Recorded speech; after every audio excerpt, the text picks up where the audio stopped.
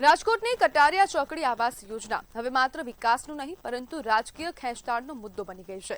હજુ ટેન્ડર પ્રક્રિયા પૂર્ણ પણ નથી થઈ, ત્યાં જ યોજનાને રાજકીય ગ્રહણ લાગ્યું હોય તેવી સ્થિતિ સર્જાઈ।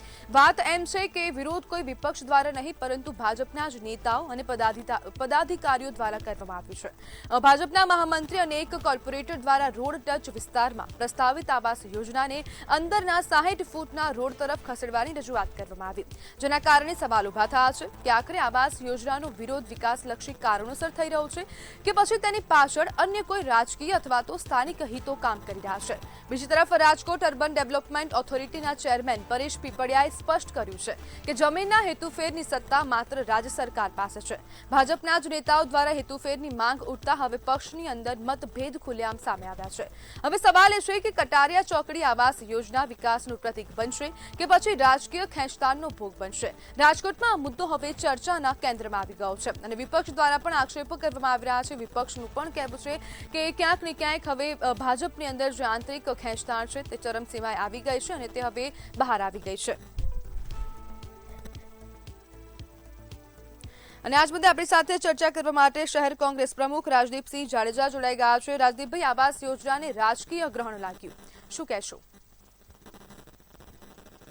ખાસ કરીને જોવા જઈએ તો જે ટેન્ડર પ્રક્રિયા પૂર્ણ થવાના આડે હતી, જે મારી પાસે માહિતી છે એ પ્રમાણે કે રાજકોટમાં વસતા મિડલ ક્લાસ લોકોને ત્યાં આવાસ મળી રહે, પોતાનું ઘરનું ઘર મળી રહે એ હેતુથી જે પ્લોટ છે ત્યાં આવાસ બનાવવા જઈ રહ્યા હતા। પણ ચોથી જાગીરના માધ્યમથી જાણવા મળ્યું કે ભારતીય જનતા પાર્ટીના અમુક લોકો દ્વારા આ જગ્યા હેતુફેર કરી અને બીજી જગ્યાએ લઈ જવી, આવી પણ એક ચર્ચા ચાલી રહી છે। હું આપને વાત કરું તો રાજકોટનો કાલાવાડ રોડ એટલે રાજકોટનું હૃદય સમાન રોડ ગણી શકાય અને એ રોડની અંદર ક્યાંક ને ક્યાંક તમે જોવા જવો તો ત્યાં મિડલ ક્લાસ લોકો સારી રીતે રહી શકે એના માટે આ આખું આયોજન કરવામાં આવેલું હતું। ટેન્ડર પ્રક્રિયા બહાર પડી ગઈ, પણ ક્યાંક ને ક્યાંક એવું લાગે છે કે એ જગ્યાને કોઈ પણ પ્રકારે ત્યાં મિડલ ક્લાસ લોકો ન રહી શકે એના માટે કોઈ પણ પાર્ટીના વ્યક્તિ હોય તો એકવાર ટેન્ડર પ્રક્રિયા થઈ ગઈ પછી કોઈ રજૂઆત એટલા માટે ન ચાલે કે તમે જ્યારે ડિમોલેશન કરતા હો છો ત્યારે કોઈ પણ પરિસ્થિતિ જોયા વગર ડિમોલેશન કરો છો તો મિડલ ક્લાસ લોકોને રાજકોટમાં પોતાનું ઘર મળી રહે અને સારા વિસ્તારમાં મળી રહે એ હેતુથી ટેન્ડર બહાર પડી ગયા પછી કોઈ ફેરફાર ન થવો જોઈએ। વિરોધ પક્ષ તરીકે અમારો સીધો આક્ષેપ છે કે આ કિંમતી જગ્યા છે એટલે ક્યાંક ને ક્યાંક આ જગ્યાને બીજી જગ્યાએ ટ્રાન્સફર કરી અને ક્યાંય બીજી જગ્યાએ આવાસ બનાવવા આવું એક ભ્રષ્ટાચારી તંત્ર તરીકે ચાલતું એવું મેં સ્પષ્ટ અમારો આક્ષેપ છે। એ જગ્યાએ બનવા જોઈએ જ્યાં લોકો માટે રિઝર્વ પ્લોટ રાખેલો છે મિડલ ક્લાસ લોકો માટે, ત્યાં જે આવાસ એમનો અધિકાર છે એ જ જગ્યાએ એમના આવાસ બનવા જોઈએ અને એ જ જગ્યાએ રાજકોટ મહાનગરપાલિકાએ આવાસની ફાળવણી પણ કરવી જોઈએ। પણ જો સ્ટેન્ડિંગ કમિટીના ચેરમેન આ જગ્યા ચેન્જ કરે છે તો ચોખ્ખો અમારો આક્ષેપ છે કે આ જગ્યા ક્યાંક ને ક્યાંક કોઈક મોટા આગેવાનો અથવા ભ્રષ્ટાચારી તંત્ર સાથે સંકળાયેલા બિલ્ડરોએ ક્યાંક આ જગ્યાને અહીંથી દૂર કરવા માટેની પહેલ કરી હોય એવું પ્રથમ દ્રષ્ટિએ લાગી રહ્યું છે। રાજદીપભાઈ, ભાજપ નેતાઓની રજૂઆતમાં કોઈ તર્ક છે કે કેમ?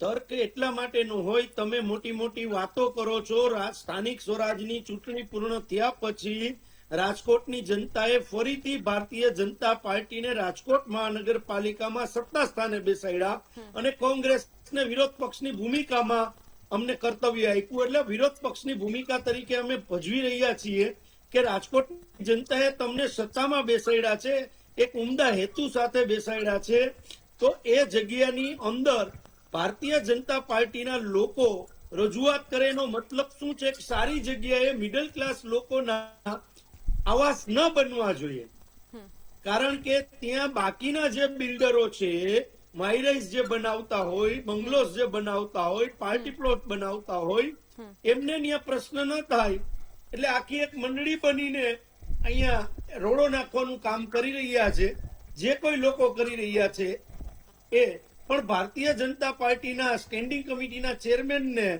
આપના માધ્યમથી કહેવા માંગુ છું કે તમને લોકોએ જે અપેક્ષાથી સત્તા સ્થાને બેસાડેલા છે અને આપ રાજકોટના એક સ્ટેન્ડિંગ કમિટીના ચેરમેન તરીકે જ્યારે નિર્ણય કરતા હોય ત્યારે તમારી પાર્ટીના ભારતીય જનતા પાર્ટીના ઉચ્ચ કક્ષા નેતાઓની લાજ કાઢ્યા વગર રાજકોટની જનતાનું ભલું થાય એના ઉપર આપ વિચારજો. આ હું આપના માધ્યમથી સ્ટેન્ડિંગ કમિટીના ચેરમેનને કહેવા માંગુ છું. રાજદીપભાઈ, તમે મંતવ્યના માધ્યમથી તો સ્ટેન્ડિંગ કમિટીના ચેરમેનને વાત કરી રહ્યા છો, પરંતુ રૂબરૂમાં વાત કરશો, આ મુદ્દો ઉપાડશો? આજે પણ તમારી સાથે જયારે ચર્ચા થઈ એ પહેલા દરરોજ આવા અનેક મુદ્દાઓ આવતા હોય છે. જ્યારે અનેક આવા મુદ્દાઓ આવે ત્યારે અમે ભારતીય જનતા પાર્ટીના સ્ટેન્ડિંગ કમિટીના ચેરમેન અને મેયરશ્રીને કરતા અમે કમિશનરશ્રીને રજૂઆત કરીએ છીએ એટલા માટે કે ભાઈ ઈ એના ઉપર એક્શન લઈ શકે. ભારતીય જનતા પાર્ટીમાં તો અત્યારે બેન કેવું બહુ સહેલું છે, રજૂઆત તો એ સાંભળી લેશે, પણ એમને જે સત્તા સ્થાને બેસાડેલા છે, જે જગ્યાએ બેસાડેલા છે, એ જગ્યાએ પોતે પોતાનો સેલ્ફ નિર્ણય કરી શકે. આ ભારતીય જનતા પાર્ટીમાં કોઈ સત્તાધારી વ્યક્તિ જે ખુરશી ઉપર બેઠેલો છે એ વ્યક્તિગત નિર્ણય નહીં કરી શકે એમ એની મને જાહેર જીવનના રાજકોટના 20 વર્ષની જે મારી સફર છે એમાં મને ખબર છે કે એમને પણ ઉપર પૂછવું પડશે. અને ભારતીય જનતા પાર્ટી ઉપરથી નક્કી કરીને કહેશે કે પરેશભાઈ ને બનાવવાનું છે તો બનશે, અને ઉપરથી નક્કી થઈ ગયું હશે તો પરેશભાઈ ખાલી સ્ટેન્ડિંગના ચેરમેન છે પણ એ શોભાના ગાંઠિયા રૂપ છે. એ જ સૂચવે છે કે ટેન્ડર પડી ગયા પછી કોઈ સુનાવણી કે કોઈ તમારી જ પાર્ટીના લોકો રજૂઆત કરીને સાંભળવાની જ ન હોય. શું કરવાને કયા કારણોસર તમે સાંભળો છો? શું રાજકોટમાં નુકસાન થઈ રહ્યું છે ત્યાં આવાસ બનવાથી?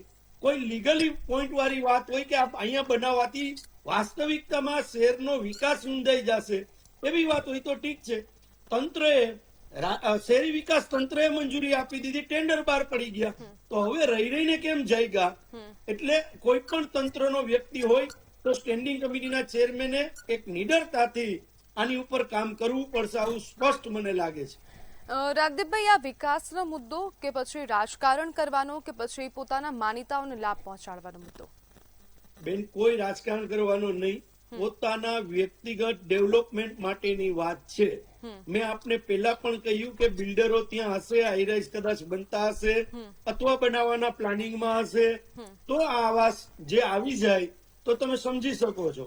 તો એ લોકો એવું ઈચ્છતા હોય કે આને અહીંથી ટ્રાન્સફર કરી અને બીજી જગ્યાએ એલોટ આપલોટ કરી દે તો બાકીની જે વસ્તુ હોય એ લોકોએ જે વિચાર્યું છે, જે બિલ્ડરો હોય, જે ભારતીય જનતા પાર્ટીના આગેવાનો હોય, જે મિલીભગતથી ભ્રષ્ટાચારી તંત્રમાં ચાલતા હોય અને વાતો ખોટી કરતા હોય કે મિડલ ક્લાસ લોકોને ઘરના ઘર આપી દેશું, આ કરી દેશું, એવી જે વાતોને ક્યાંક સાઈડ ઉપર મૂકી અને પોતાનો વ્યક્તિગત વિકાસ કરવાની વાત આમાં ચાલે છે. આમાં કોઈ રાજકીય વાત નથી, વ્યક્તિગત વિકાસની વાત આવે છે બેન, ચોક્કસ.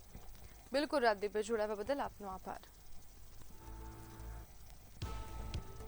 આવાસ યોજના મુદ્દે ભાજપમાં જ ઘમાસાણ શરૂ થઈ ગયું હોય તેવા પ્રકારનું સામે આવ્યું છે.